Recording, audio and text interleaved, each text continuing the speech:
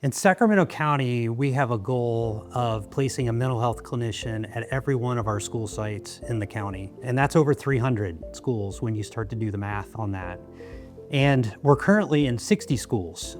We have 60 clinicians serving 60 schools. We have been partnering with our Department of Healthcare Services here in the county to designate each of our school sites that our clinicians are on as federally qualified health centers, or FQHCs. So our schools are becoming satellite FQHCs of the primary care clinic here in Sacramento, which allows us to do some pretty amazing things, provide some pretty amazing supports for the kids and families that are in those schools. We're thrilled about the partnership that's been established between education and healthcare in California. The Children and Youth Behavioral Health Initiative, or the CYBHI, I think is just one great example of that. There are so many work streams and so many resources and funding that's been allocated to support schools from that healthcare lens that's just been incredible. The services range from tier 3, like really kind of critical supports for kids that are having episodes. They might have severe depression, there might be suicidal ideation, all the way to social emotional learning supports, really kind of that preventative tier 1 piece. And those clinicians, they really act as navigators for the school sites that they serve to help the principals, to help the teachers, to help the families all come together to think about wellness and to make sure that the kids are successful. Caring for students' mental health is so important in schools. Social emotional learning are the essential skills that are critical to navigating through school, life, and career.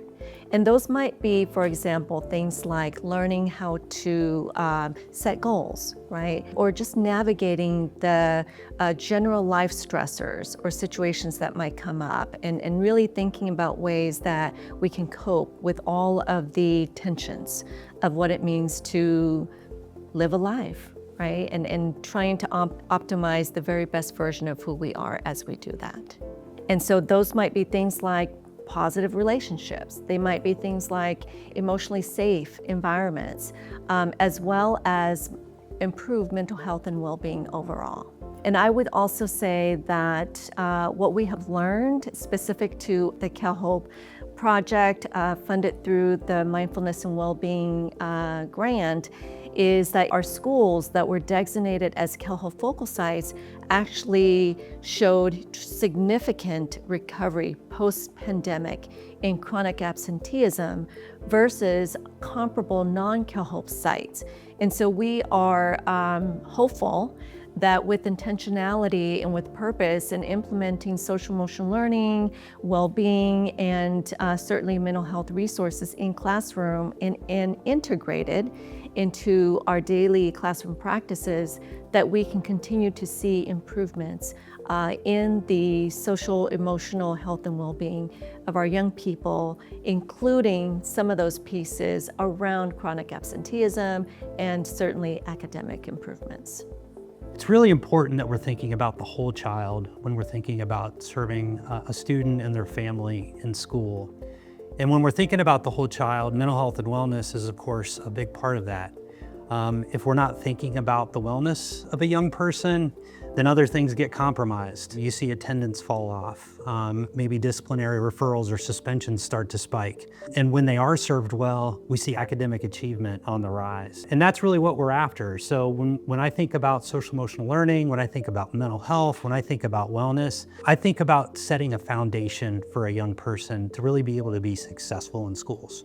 I'm very hopeful about the momentum of the work right now. We've seen this partnership really start to take shape between our state partners at the Department of Healthcare Service, California Department of Public Health. When you think about partnership happening at a state level between education and healthcare, the way that it is in California right now, it's something that I don't think anybody really would have dreamed of 6 or 7 years ago.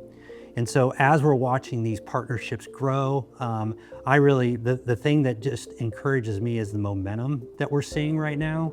We're not seeing this as isolated bubbles of support that are happening in schools. Instead, we're seeing this windfall of support that's happening across all 58 counties in California.